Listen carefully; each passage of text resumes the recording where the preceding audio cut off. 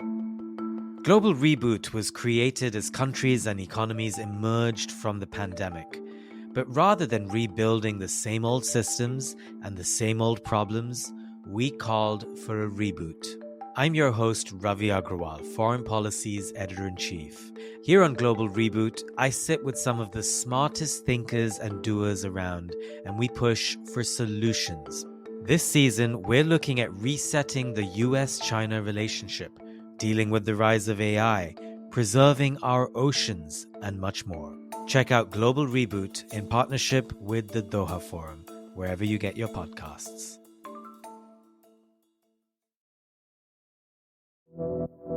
You're listening to One Decision, the podcast that looks at the choices made that shape our world. I'm your host, Julia Macfarlane. Back in 2011, as a journalism student in London, I was shown a new documentary by my tutor. It was a film painstakingly made and self-funded by a single filmmaker, a woman on a mission. Mimi Chakarova, a photojournalist from Bulgaria, was haunted by questions over why so many women in Eastern Europe had fallen victim to sex trafficking. Where were the women who survived, and why had they stayed silent? The story of the trafficked girls has one recurring theme: no opportunity to have a decent life back home. Once you see where they come from and the living conditions they face, you begin to understand why young women are desperate to leave.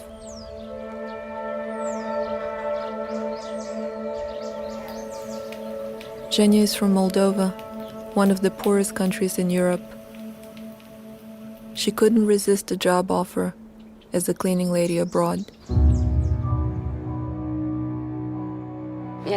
I was locked inside without a passport. I was inside all the time. I wasn't allowed out. Even the windows were shut. We were always working. Sometimes 50 clients a day.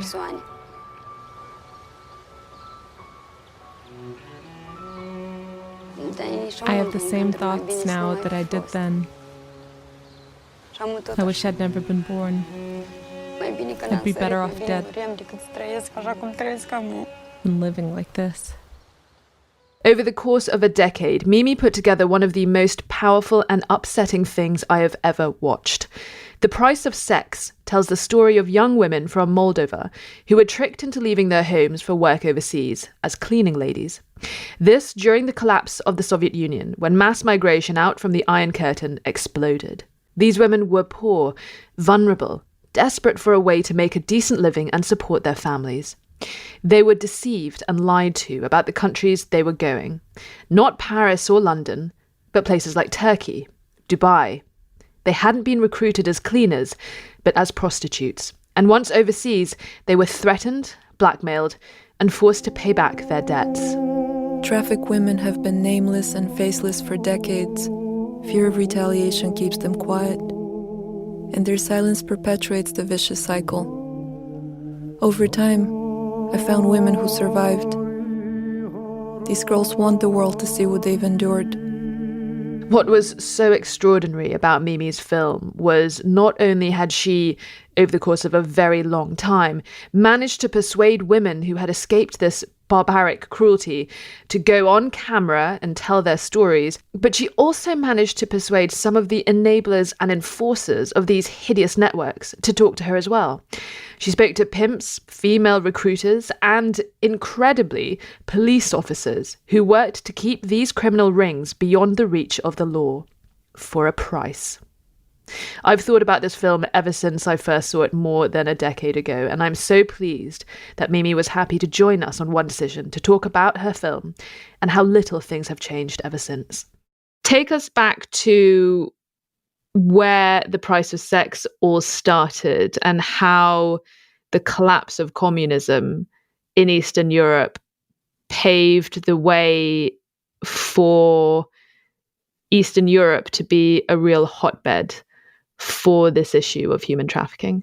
For me, making this film, which wasn't even a film back then, it was I was a photojournalist, and it was more of a photo essay that I wanted to do about where I come from, about some of the young women who had managed to escape, and finding them and really getting a chance to learn their stories. I come from the Balkans. I grew up in Bulgaria. My mom and I immigrated to the US when I was 13. So I grew up under communism, and my parents grew up under communism. And so I understood that system. And it took a while to really get a sense of what happened once communism collapsed. And, I remember in the early 90s and then the mid 90s, just reading all these articles, seeing these photo spreads in magazines about trafficked women from Eastern Europe. And the titles, the headlines were always so, how can I put it? There was so much shock value put to those headlines. It was, sex slaves, you can buy a woman for $500. And it really bothered me. And I think when I was in my early 20s, I thought there has to be a different way that we can report on this. And I think I understood the dangers. I was a little bit naive because I thought that somehow, once I found the women and I gained their trust, I would be able to complete this project in a year to 2 years. I had no idea it would take 7 years. There was a variety of reasons why it took such a long time. But I think my first and foremost reasoning for beginning this was the stigma. It really bothered me how we stigmatized, and still do, women and young girls who are sold into this, especially in the region where I come from. There is this notion that once you are sold into this, you could never be the same again. You could never be, how can I put it, a valuable member of society. And so a lot of young women who managed to escape one way or another, a lot of them chose not to speak about it. So there was this code of silence, which is another reason it took such a long time. So it started off as a photo documentation. There is always people who say something cannot be done. And in my case, it was this notion that you're not going to be able to show faces. I think all of the NGOs that I was working with at that time said that, you have to protect, they use different language. Some call them victims, some call them clients. But you have to protect their identity because of the dangers involved. And I thought that from knowing the young women and having spent quite a considerable amount of time with them, I knew that showing their faces is the only way to really humanize them, to really show them as these normal young women, and also taking you to the places where they're from, taking you to the villages, showing you the factories where they worked, showing you the lack of opportunity, because you have to understand the why. Why is someone willing to take such a huge risk? Why is someone still believing that there is this possibility of having a legitimate job abroad? What I often tell people, especially people who didn't grow up under such a system, is that we were like, under communism, we were like domesticated animals. We were provided for. We had education, we had healthcare, we had ample amount of food. We were all poor, equally poor. And I think none of us were prepared for the extreme capitalism that we encountered after the collapse of communism. We didn't have the skills and we didn't have the safety net to really understand the dangers of what happened. Because you have to keep in mind, we had our borders closed for, in Bulgaria, over 40 years. And in other places like Albania, all over Moldova, if you think about Moldova, Ukraine, and so on. So people always think, well, how could you be so naive? And I can understand this question, because if you grew up in a society where you didn't have, the safety net that we had, back at home, we didn't have much of a crime. I'm not trying to romanticize how we grew up, because there was nothing, romantic about it. I think it's so interesting how you have grounded the focal point of exploring how so many of these journeys took place as a result of the collapse of communism and the vacuum which allowed vulnerable, perhaps naive women and girls and people to be exploited in the way that they did and in such huge numbers as they were in the 90s and continue to do so. I mean, it's interesting that your film was so grounded at the specific point of history, but the circumstances can and are replicated in present day and in so many other situations where vulnerable people are being exploited and sadly go through the same trauma and exploitation that the girls you spoke to. And I think, desperation can sometimes lead to the same places that naivety does. I want to ask you to take us through the girls' stories that you spoke to. How do they find themselves along their journeys? And have you kept up with any of them in the years since The Price of Sex first aired? Yes and no. There were 3 central characters in The Price of Sex. Vika, we begin the film with her, and we end the film with her. She is one of the most amazing women I've ever met. And Vika had been trafficked to Dubai with this promise that she would be a waitress. And then she had been, sold into prostitution. And with Vika, it took 4 years to gain her trust. I photographed her for quite some time. And then on the 4th year, I proposed. I had this idea. She's actually the reason for the film, that the film exists. I had this idea. It was something that happened when I would photograph her. She would speak about Dubai.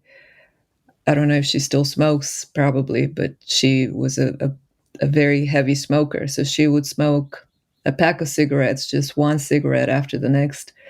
And it was just something about how when she would speak about Dubai and what they did to her and what happened to her there, the cigarette, the ash of the cigarette would get closer and closer to her fingers. And it's almost like she didn't feel the pain. It would be burning her finger and she was transported someplace else. And I remember looking at this because it happened multiple times and thinking, as a photographer, as a photojournalist, I don't know how to capture this. I don't know how to capture this moment. And I thought the only way I can do this is through video, through taking actual footage of this. So I asked her after 4 years if I could interview her. And I'll never forget, she said, I know you, I trust you, you know my story. I'll tell you exactly what happened. But after this, no more. I don't want you to ask me any more about Dubai. So it was ironic because it was the first interview, but also the last interview. And she was getting married the following year. And I really wanted to go to her wedding. I was the godmother to another young woman who was in the film. I knew her family, because you have to keep in mind this took a long time. So I would stay with the families. I knew, their relatives. I knew their children. I knew who they were with, if they were dating someone, if they were getting married. I felt like I was very much in their lives. And I'm going to go off a little bit on a tangent because a lot of people, even to this day, they talk about, oh, it must have taken so much courage to go there, because of the danger, because of this, or, it's a high risk, especially once we started exposing the traffickers and the clients and sort of the other side of the coin, which is who purchases these women. And, I always thought that word courage was so peculiar, it was so, strange to me that people use that, because the only driving force for me to get on that plane, because trust me, there was not a single time where I felt like I'm ready to go. I want to go back there. And I would just dread that day coming and me having to pack up my equipment and head out. But the only thing, so it wasn't courage, it was this promise I had made to these young women that I would come back. And it was every year. I would say, I'll see you during my winter break. I'll see you during my spring break. I'll see you during the summer. So I think it was the fact that I kept coming back, and they got used to the fact that, she's going to return. She'll come back again and again. So, even after we had finished filming For the Price of Sex, I still had this intention to go back and see them on a social, like a social. And what happened was Vika was supposed to get married the following year. And when I tried to contact her, she had changed her number. And it was clear that was it. She didn't want to keep contact. I remember telling her, look, this is going to premiere. We could fly you out. And she looked at me, and, she's a very strong woman. She said, to talk about this? You want me on stage talking about this? And she said, I gave you everything about my story. I don't want people asking me these questions. I don't want to be on stage. And I said, Vika, but it's a chance to be in New York. Because, we were showing this at the Human Rights Watch Film Festival. And, we had this amazing screening at the Lincoln Center, and they were willing to fly her out. And she did not want any part of it. 10 years later, I completely understand. I understand that reluctance. So to go back to your question about what happened, and I'll stick with Vika because we started with her story. She was trafficked to Dubai. She was sold by a woman. Which is another thing that's extremely disturbing and continues to this day. Most of the traffickers are women because women are more likely to trust other women. She was sold and she fought. She was not someone who was not going to put up a fight. Everyone reacts to this differently. Vika was a fighter. And so there is something called the breakdown period where they will break you down like an animal. And what they would do is they would starve the girls. They would gang rape them. They would threaten them. Photography was used a lot. They would use pictures that they would take of them, while they're being gang raped. And they would say, we'll send this to your fathers, we'll send this to your family if you ever try to run away. So there was a lot of manipulation, a lot of psychological as well as physical violence. And often, they would beat them, starve them, degrade them. And it took a long time for Vika to be broken down.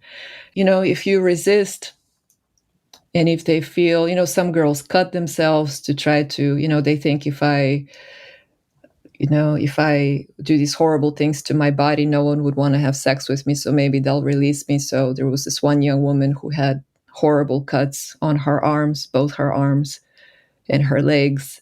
And what they do is they just sell you to another place.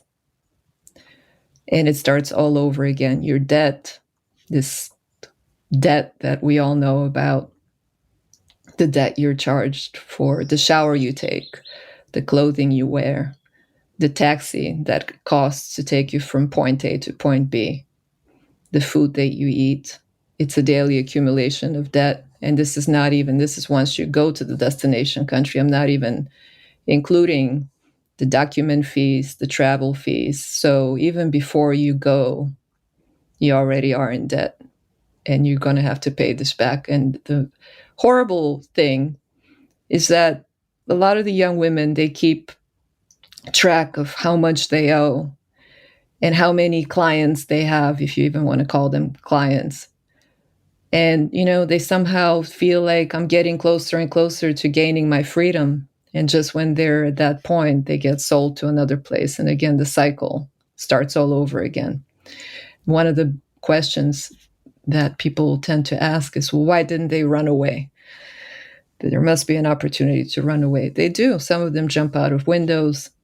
We had Zhenya in the film who jumped out of a window. She was on the 8th floor, managed to get to the 5th, and then lost her balance and fell from the 5th floor and survived. It's not for lack of wanting to escape. A lot of them, they managed to get to the police station, and some of them will tell me, we got to the police station and I saw one of the clients. He was a cop.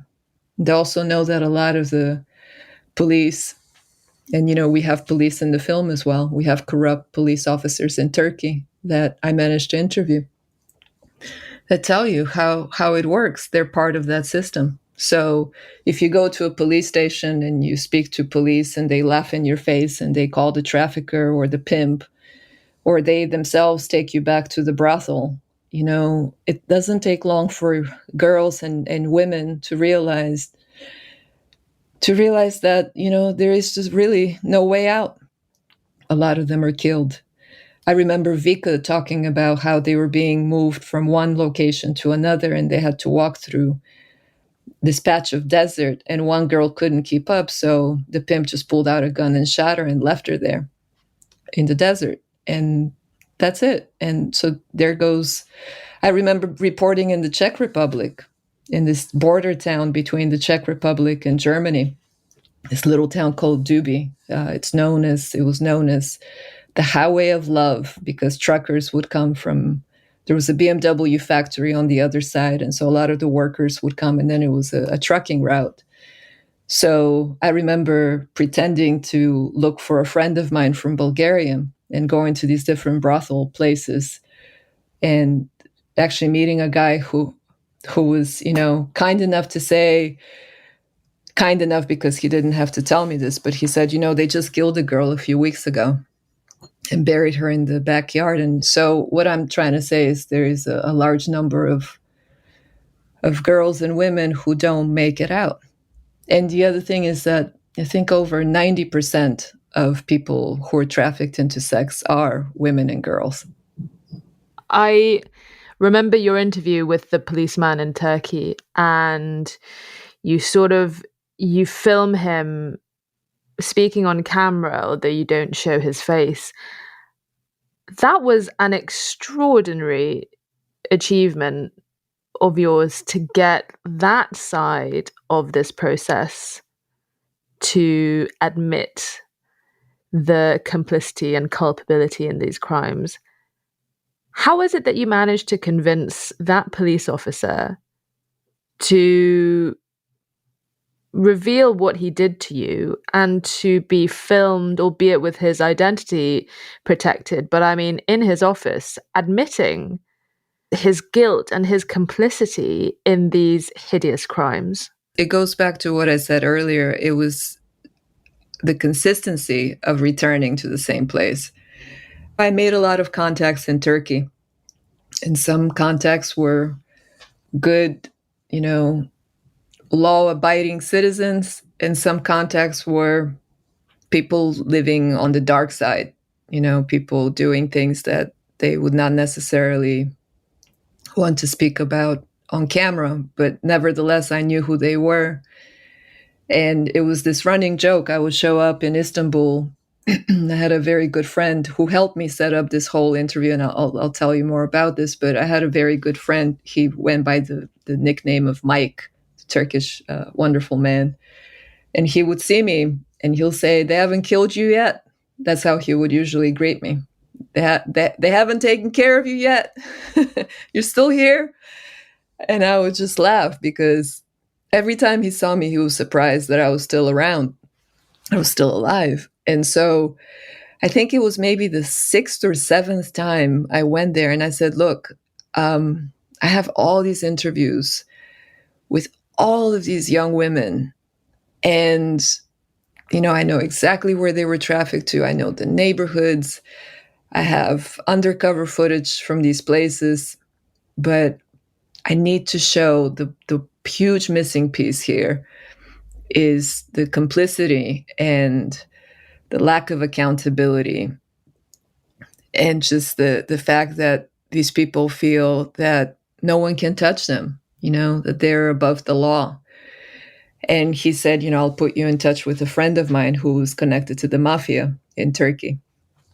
And it was also someone I had met in prior years. I knew what his line of work was. And, we set up a meeting with him. And I told him I really would like to show that the police is involved in this. I want to show the corruption. We keep talking about corruption, but unless people see it on camera, it's just a word. And so he said, well, I know a couple of guys. Let me see if they would be willing to talk. And so he set it up, and it was actually not in an office. The man I'm not going to use his name, but the man who helped me with this, he owned a hotel, and he allowed me to film this in one of his hotel rooms. So it was just this tiny little room. And I remember my camera man was in the back of the room. He had this big camera, and there was hardly any space for him. And he needed to get all the way to the corner to get the shot. And they were sitting right in front of me on the bed. I cannot tell you how compromised I felt and how degrading this whole interview felt. And then the two cops are in front of me because they didn't want their faces shown. And, you just see a small section in the film. But you can imagine this was, 1 to 2 hours of them talking about how they got girls, how they helped with across the border transport, how they would go to different places as sex tourists and use their police status to exploit girls, how young the girls were. I mean, it was horrible. Your contact, your Turkish mafioso contact, what was in it for him? Why did he go to lengths to get these police officers to talk? Because I remember watching it and just wondering why they were admitting to these things. You have to keep in mind that the male ego is insatiable. The male ego, there is a little funny side story to this. I was so grateful that he did what he did because he didn't have to. That I went to a wonderful little Turkish market in Istanbul and bought him a white orchid because he was notorious for wearing white suits. And I remember him looking at me and just saying in broken English, "This is all I'm going to get in return." And I said, "Well, what did you expect?" I said, "What is it that you expected?" And he said, "More than this, more than a flower." And I said, "It's not just a flower, it's a white orchid to match your suits."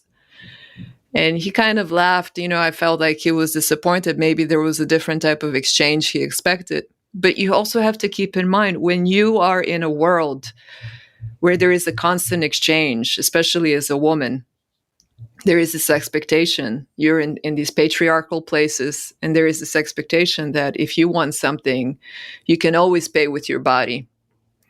There is always that. When people see the lengths that you went to make this film, it's sort of unsurprising why The Price of Sex is so unique, and there hasn't really been a film like it.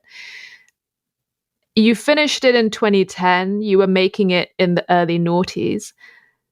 We've seen, despite the fact that this is still an underground issue, we have seen an explosion in the media landscape. The ability to spread awareness has come in leaps and bounds. I think The Price of Sex also benefited a lot from a kind of explosion on the international discourse of the issue of human trafficking. I think it was a couple of years after the Taken film with Liam Neeson was released. Do you think that where we are now, all these years later, that we are any further forward in combating human trafficking, in the sense that at least it is an issue which is more widely known? Do you think that the lay of the land is any different in 2023 than it was in the early noughties when you were making this film? There is a part of me that wants to say, because of how much it took to make this, that we're much better off, right? That things have gotten better, but that would be so naive of me. I went to the United Nations, I went to Vienna, and the whole idea was that a group of journalists and lawmakers would get together and talk about best practices for reporting about human trafficking. And I can't tell you that I walked out of there feeling optimistic. I just felt like what we're battling is so much bigger than what one country can do. Unless we tackle this globally, unless we say globally as a global community, this is not acceptable, and here is how we can fix it. And unless you change behavior, people would ask me, what can I do? And I would say, stop watching porn. And they would always feel so shocked by that answer. So I would say, how many of you here are watching porn? And of course, no one raises their hand. There'll be 300, 400 people in a theater, and everyone is just quiet and uncomfortable. How many of you go to strip clubs? How many of you engage? I mean, we're still getting movies about strip clubs. I don't care if it's about men or about women. There's still this socially acceptable thing that, you can dance for money, that people are going to... it's everywhere. It's all around us. And all of these things are connected to trafficking. They're just a few degrees. There's a few degrees of separation between that girl who's locked up and that girl who's at the strip club, or that girl who's locked up and the girl you see in the porn movies and she's high out of her mind, but she looks so happy because she's been drugged socially. We all say sex slavery is horrible. But then there is all of these degrees that we somehow accept as society that are somehow okay, that somehow men can still engage in. Then there is the other side. I would have women in the audience just stand up and they'll say, just cut off their penises. And I thought, well, that's not a solution either. Cutting off penises is not going to solve this problem. And I would say, well, what would you do to all the traffickers who are women? How it's not black and white. There's so many shades of gray. What are your fears, given what we are seeing in Ukraine? I mean, we are certainly already getting reports of children, young girls, young boys, teenagers being removed from their parents in Ukraine and being taken away. A lot of kids are being sent back to Russia, these forced deportations. But there's always an influx of human trafficking, of people being transported without their consent for purposes that they have been misguided and misled about, against their will. There's always a spike in human trafficking in these kinds of cases. And we, in the last year, have seen the largest refugee crisis, the largest movement of people in many years flowing out of Ukraine. Was there a point last year when you were watching the news and watching the developments? This was your patch. This is Eastern Europe. This is many, many millions of people moving westward like they did at the fall of communism. Were you thinking, oh shit, it's happening again? And it's not that it's never stopped, but this is a huge volume of vulnerable people, and there will undoubtedly be many of these young women and girls being exploited. Of course, I was thinking that, but also I was thinking the same when Syria was happening, which was years before Ukraine, when you had the Syrian refugees ending up in Greece. And I've worked with NGOs in Greece, and I was hearing from them about all of these kids who are being exploited and who are being raped. And so it happens. I think Ukraine is just another example of something that we have been seeing for decades. And again, anytime someone mentions Ukraine to me, I think about all of these Syrian kids. And I don't think we paid as much attention to them. And there is a variety of reasons for that, but that has been happening. Or, kids from Yemen, that has been happening for a while. There have been a lot of places and a lot of blind eyes being turned. And also this goes to this bigger question of whose lives do we value the most and who do we pay more attention to? And in my opinion, all of these lives have an equal amount of value, whether you're a little kid from, Ghana, or a little kid from Moldova, or a little girl from a village in China. It shouldn't make a difference. It's your life. I think that's a really powerful note to end on. Thank you so much, Mimi.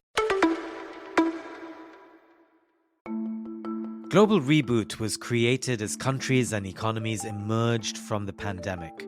But rather than rebuilding the same old systems and the same old problems, we called for a reboot. I'm your host, Ravi Agrawal, Foreign Policy's Editor-in-Chief. Here on Global Reboot, I sit with some of the smartest thinkers and doers around, and we push for solutions. This season, we're looking at resetting the US-China relationship, dealing with the rise of AI, preserving our oceans, and much more. Check out Global Reboot in partnership with the Doha Forum, wherever you get your podcasts. My co-host Sir Richard Dearlove lived in what was then known as Czechoslovakia, now the Czech Republic, when he was working at Britain's Secret Intelligence Service. He worked at the front lines of national security when the Iron Curtain fell and witnessed the huge shift that was rippling across Eastern Europe.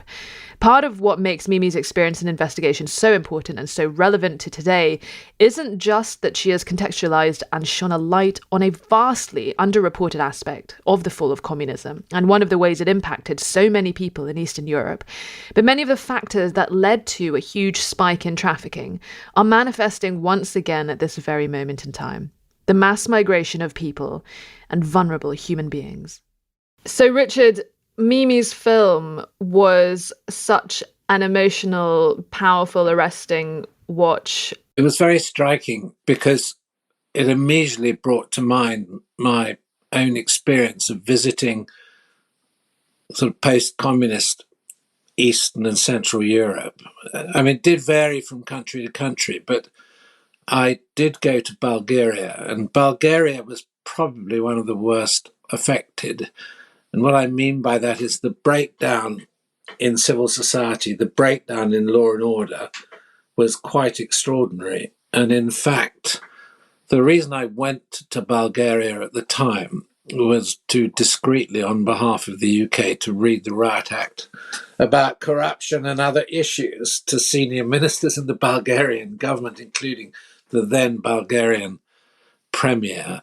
And one of the most extraordinary things was that I learned that I think something in the region of 15% of the Bulgarian population had disappeared without the Bulgarian government having any clue at all where they'd gone and what had happened to them. And the other thing which was memorable was that if you drove slightly out of Sofia and went into the countryside, you saw these extraordinary mansions built in the middle of nowhere, obviously with no regard for planning laws, with great big walls and fences round them, in the middle of areas which were full of peasant poverty. So you could actually see, with your own eyes, that there was a group of evidently corrupt business people living off the sort of fat of the post-communist regime in the midst of appalling poverty. I mean, it was an extraordinary experience. And I think going back to Mimi's own particular view, Bulgaria perhaps was originally one of the worst places. But the other thing which was, I think, very graphic in Mimi's description was how corrupt the police forces were and how it wasn't possible for these trafficked women. God, I mean, the stories are horrible, to go to the police and expect to escape from their circumstances. And they were just caught up in a vicious circle where, every time they thought the situation might get better, they were sucked back into this criminality. I'd love to hear your thoughts on Romania. But when we compare, some former FSU countries with others such as the Baltics and, places like Estonia, Lithuania, and Latvia that did not fall into the corrupt traps that may have been set for them when the Soviet Union collapsed, how were they able to quickly get to speed, rebuilding their countries from scratch and to be ready for European Union membership so many years earlier than other FSU states? Good question. I'm not a sociologist, but I think that the reason is something to do with the prehistory.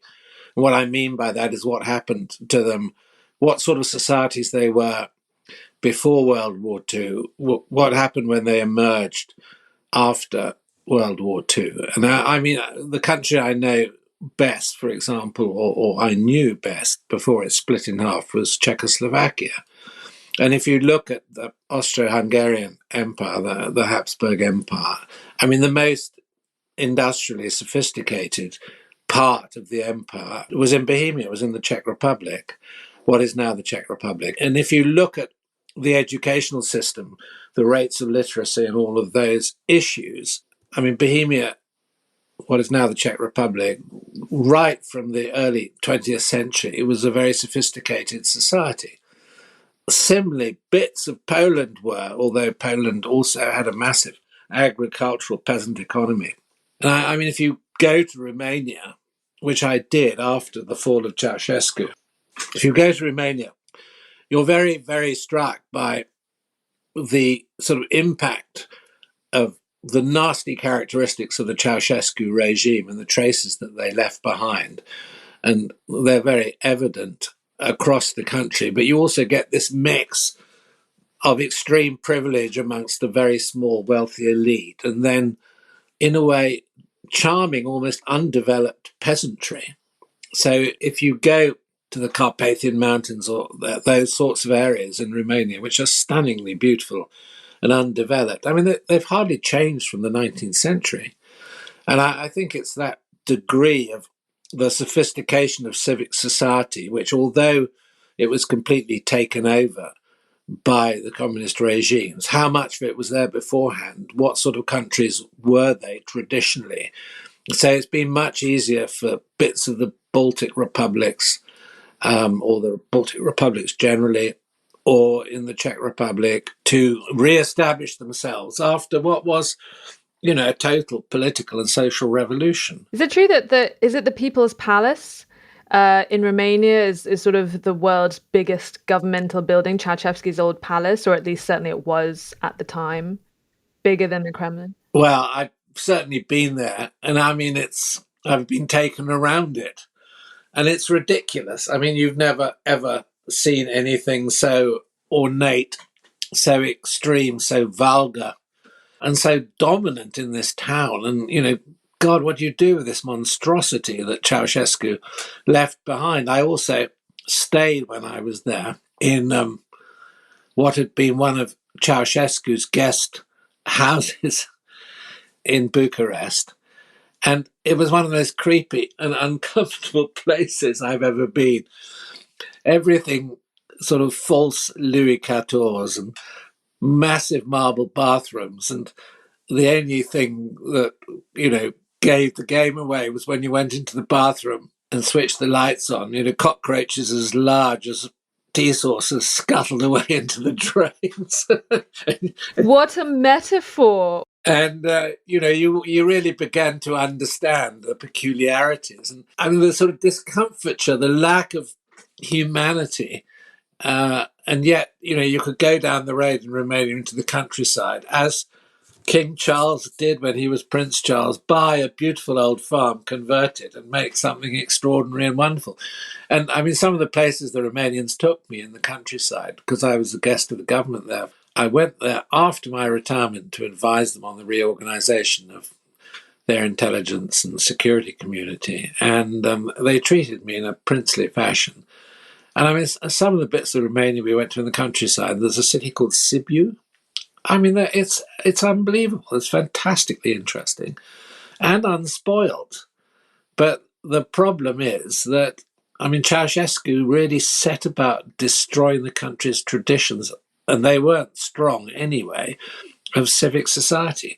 So all those little organizations that make countries tolerable and good places to live had been annihilated. I think it's important that we go into some of this, because corruption is almost sort of a weather vane for countries around the world where you tend to get a lot of exploitation. And of course, one thing that Mimi really reiterated was that the trafficking industry is one that depends on corruption.